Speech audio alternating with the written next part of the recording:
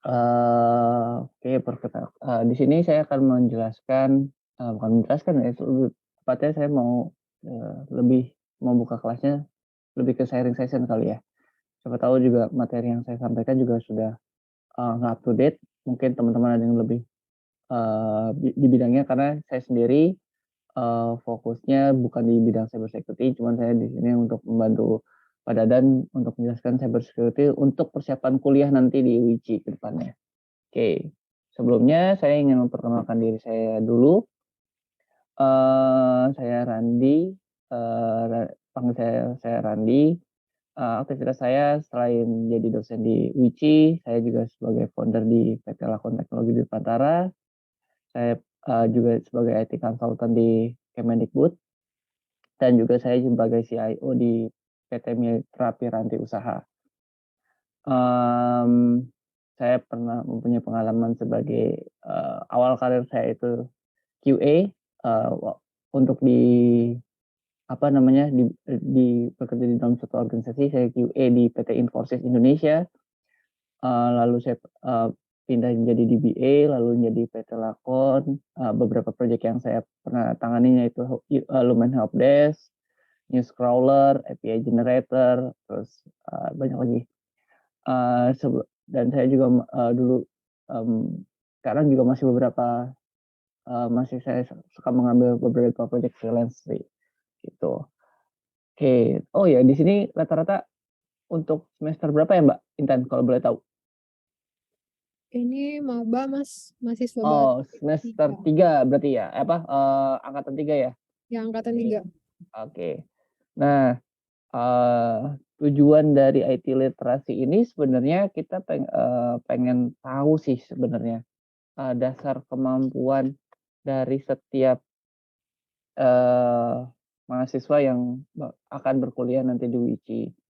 Karena, untuk prodi F, eee, itu lumayan agak materinya agak lengkap banget, dalam artian ketika saya juga agak surprisingly waktu pas pertama kali ngeliat silabusnya, wow, waktu saya di ITB sih nggak seperti ini, cuman maksudnya ini bener-bener akan dikebut. Jadi maksudku, makanya ada IT literasi ini juga mungkin ini salah satu ide gagasan saya bilang waktu itu bikin matrikulasi karena saya pengen tahu, jangan sampai ada mahasiswa yang ketinggalan banget, ada yang bisa ada gap yang sangat jauh gitu antara mahasiswa yang bisa dengan yang belum bisa, itu ada gap yang sangat jauh, gitu.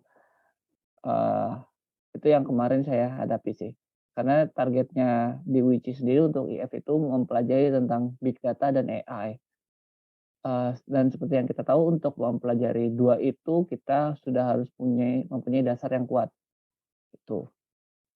Oke, maka dari itu, salah satu yang komponen yang perlu ketahui untuk mempelajari AI dan big data adalah cyber security. Nah, cyber security itu apa sih sebenarnya? Nah, cyber security itu adalah sebuah aktivitas intinya untuk melindungi sistem komputer dari serangan yang bersifatnya ilegal. Kenapa saya bold untuk melindungi sistem komputer yang bersifatnya ilegal? Berarti ada yang legal dong, Pak? Ya, ada. Jadi hacker itu ada dibagi 2. Kalau di sini ada yang tahu. Di sini, eee, sifatnya interaktif aja ya, kalau ada yang nggak ngerti langsung tanya. Saya kurang suka kalau saya yang ngomong sendirian. Eee, hacker itu sifatnya ada 2, ada white hat dan black hat. Yang white hat tuh yang gimana sih? Yang black hat dulu deh kita.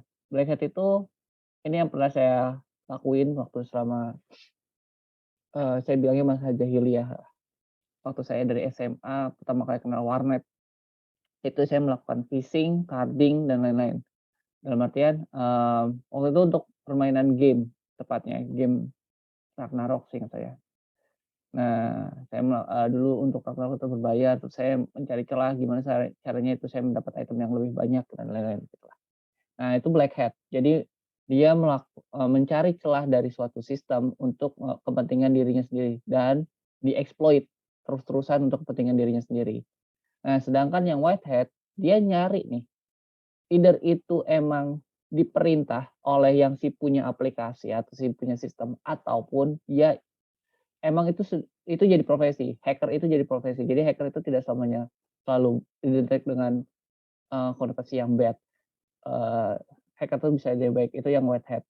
Jadi kalau yang diperintah contohnya itu adalah kalau misalkan kita di, IT itu ada proses namanya, post production. Post production itu adalah untuk pengujian sistem yang sudah dikembangkan.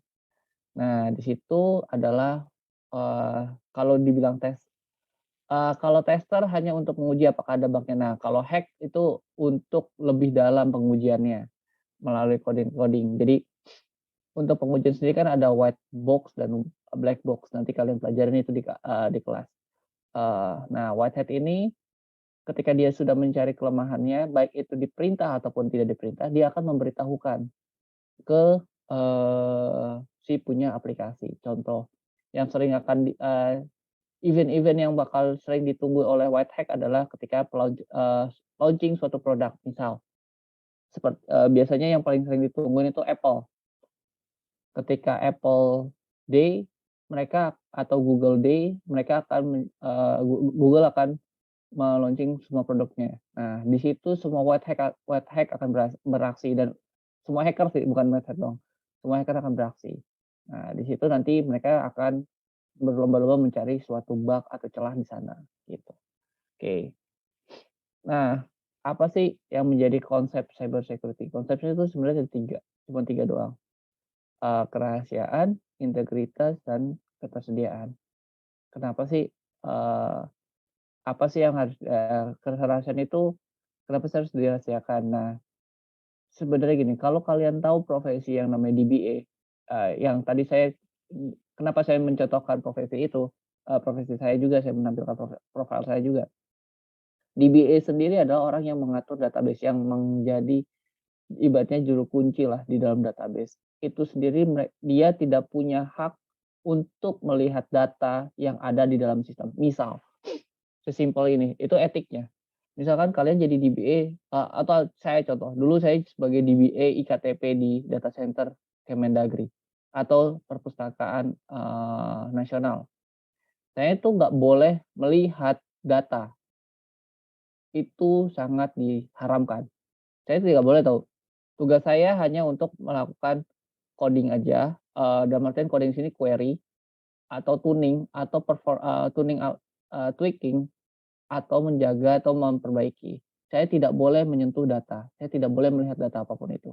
Jadi itu yang nggak boleh, dilakukan oleh, suatu DBA. Nah, sama nih di konsep cyber security gitu, makanya ketika kalian bikin aplikasi, password itu sendiri harus langsung di-encrypt. Nah, kerahasiaan ini ada berbagai macam cara. Salah satunya enkripsi, ada steganografi, nah itu nanti juga kalian akan pelajari di dalam kelas kalian. Mmm, Kalau saya yang saya pelajari yang saya minat di cyber security sendiri adalah steganografi. Eee saya kurang begitu suka di enkripsi, meskipun dosen saya dulu, pembimbing saya juga semuanya orang enkripsi, cuman saya kurang begitu suka, gitu. Lalu integritas, integritas ini adalah untuk menyampaikan data yang sebenar-benarnya dan tepat dan akurat. Eee, kita kan nggak mau ya, misalkan gini, contoh paling simpel, kalian posting di Instagram atau di suatu sosial media lah, kalian bilang tulisan, misalkan ini aja udah salah misal atau kalian bikin, suatu sistem chatting. Misalkan saya mengirim pesan ke Mbak Intan, isi pesannya itu titik 3 kali, tapi yang tersampai ke Mbak Intan itu cuma 2 titik. Nah, itu juga udah salah sebenarnya, gitu.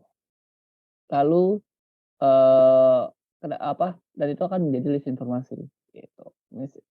Itu sangat-sangat tidak diperbolehkan di dalam,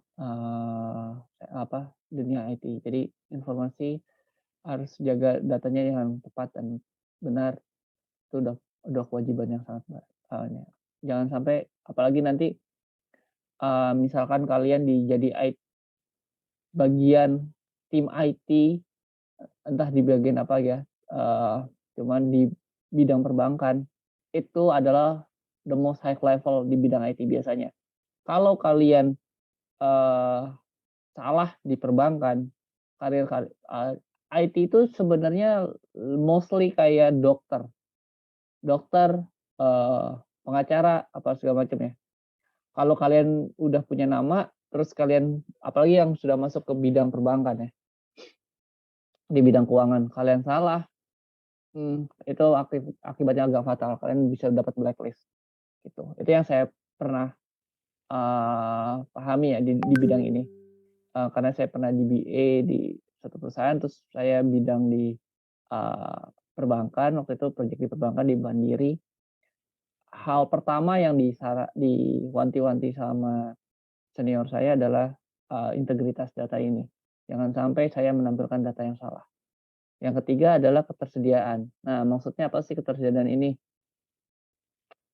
Eee, Paling simpelnya aplikasi atau suatu sistem itu harus selalu on. Ter Apalagi untuk aplikasi sebuah pelayanan. Contoh, kementerian, sosial media, Google.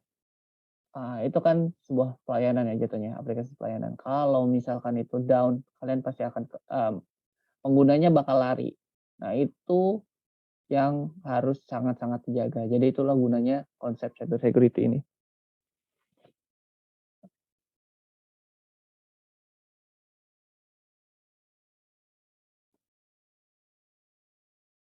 Oke. Lalu apa aja sih yang menjadi metode cyber, eee, kalau tadi kita ada cyber security, lawannya itu cybercrime, kejahatan cyber. Metodenya ada apa aja sih? Nah, di sini ada beberapa cara yang biasanya sering dilakukan. Tadi ada, malware. Malware ini, eee, kalian bisa membuat virus, trojan, spyware, ransomware, adware, atau botnet. Malware ini adalah suatu sistem, yang di dalamnya diselipkan kode untuk mencari data, yang datanya nanti akan dieksploit, eee, untuk kepentingan pribadi. Misal, paling simpel adalah, mmm,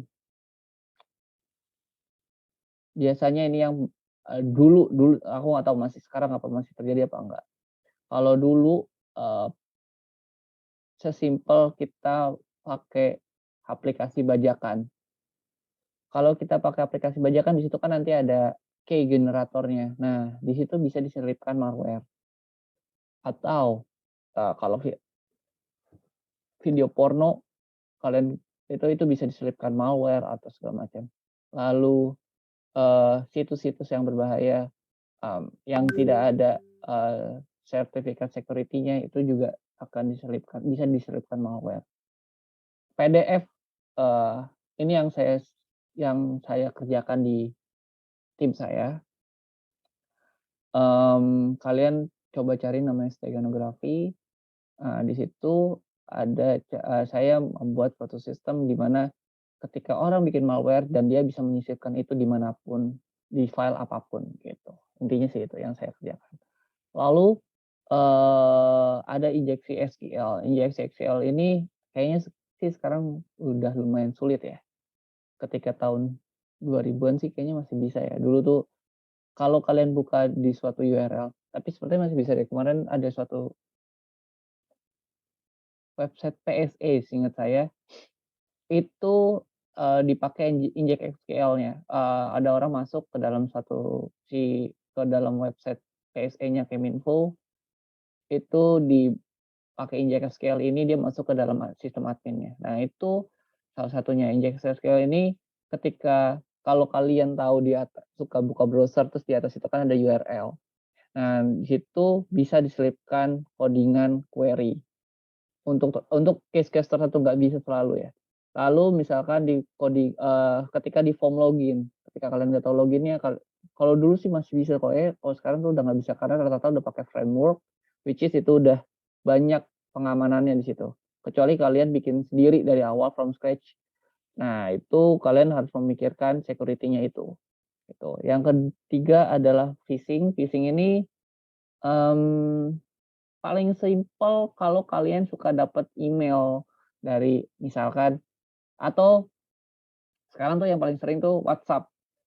WhatsApp atau, SMS blast gitu, kalian menang hadiah, silakan masukkan identitas Anda pada tautan ini. Nah, itu adalah phishing tuh. Nah, itu yang kalian harus hindari. Lalu yang keempat adalah, man in the middle. Man in the middle itu, ini sebenarnya bad kalau tidak ada izin dan tidak ada surat perintah. Misal, kayak KPK ini kan juga man in the middle, penyadapan kalau sudah ada surat perintah. Tapi kalau kalian, misalkan kalian pakai malware terus nyadap pacar kalian gitu kan, pengen tahu dia WhatsApp-an sama siapa segala macam. Nah, itu sebenarnya agak, itu termasuk cybercrime. Itu nggak boleh tuh, eee sebagai etiknya itu tidak boleh. Lalu denial of service. Denial of service ini serangan yang paling mudah dipelajarin lah, ya. Kalian sesimpel ini menjelaskannya. Misalkan kalian suka sama seseorang aja, terus kalian, eee, nge-ping WhatsApp-nya dia pakai PPP itu agak mengganggu kan tuh, kayak nge-float chat gitu, akhirnya mereka red flag dengan kalian gitu, kayak oke itu nah, di sistem juga gitu, kalau ping-nya itu cuman sekali, itu wajar. Tapi kalau kalian bikin suatu sistem dengan scheduler, terus di-repeat dan direplikasi banyak, sehingga saat si sistem sederhana ini misalkan nyerang Wici gitu ya, di-float sampai servernya itu kelebihan beban, nah itu denial of service, itu namanya serangan DDoS, itu salah satu bentuk cybercrime. Nah itu yang harus dihindari, gitu. Nah, bagaimana sih pencegahan cybercrime sendiri? Eee, Pencegahan cybercrime itu pertama update perangkat lunak, of course, kayak misalkan pembaruan software, makanya jangan suka males-males deh. Kalau misalkan ada Windows atau kalau pakai Linux atau OS gitu kan, kalau misalkan ada update, nah karena mereka kayak yang tadi, mereka mungkin punya tim white hat yang mencari bug-nya, terus mencari error-nya, terus tim IT technical-nya yang buat memperbaikinya mengupdate, celah itu. Itu menambal lubang. Jadi jangan suka males aja gitu. Nah, untuk OS sendiri itu yang jarang terkena virus itu adalah Linux dan macOS. Untuk Windows tuh banyak sih. Lalu, gunakan antivirus, nah yang jadi yang ketiga adalah terutama kata sandi atau password. Password nih jangan suka nyimpen password kalian di dalam cookies dalam suatu website. Kan sering ya kalau misalkan tuh, ingatkan saya tuh, tetap login. Nah itu di dalam browser kalian, kalian menyimpan, password kalian tuh. Nah itu biasanya bisa dimanfaatkan. Misalkan teman kalian yang ngerti main itu buka laptop kalian, buka browser, buka cookies-nya, nah nanti ketahuan semua tuh. Misalkan kalian nyimpan password m-banking, kalian nyimpan password apapun itu bakal ketahuan di situ, ditaruh di dalam cookies. Kalau kalian nggak pernah sering-sering ngapus cookies atau cache, gitu. Lalu email, kalau aku rasa sih email atau WhatsApp gini kayak kalian lebih aware kali ya, maksudnya kalian udah tahu lah, nggak akan mau masukin gitu aja kecuali saya sih, kalian sudah dewasa gitu, udah umur segini masih ketipu sama gitu, kayaknya udah nggak mungkin lah ya. Nah, yang paling penting terakhir adalah karena kita sekarang semuanya terkoneksi, lebih baik kalian gunakan jaringan internet kalian sendiri, tethering lah sama jaringan sendiri, dibanding kalian minta WiFi, misalkan kalian di suatu kafe gitu, nah itu coba dikurangin deh. Karena kita nggak tahu WiFi di suatu kafe itu nggak pernah ada tim IT teknisnya untuk meng-cleansing cache di sana. Kalau misalkan ada orang iseng terus dia, "Ah, kafe ini banyak pengunjungnya," terus sering pakai m-banking di sini. Rata-rata misalkan pada pembayaran pakai QRIS, which is itu udah pada pakai m-banking kan, terus pasti masukin password, terus dia terkoneksi dengan WiFi situ. Nah, itu bisa tuh. Itu coba dihindarin deh. Itu aja sih, materi dari saya untuk masalah, cyber security untuk persiapan kuliah nanti. Nah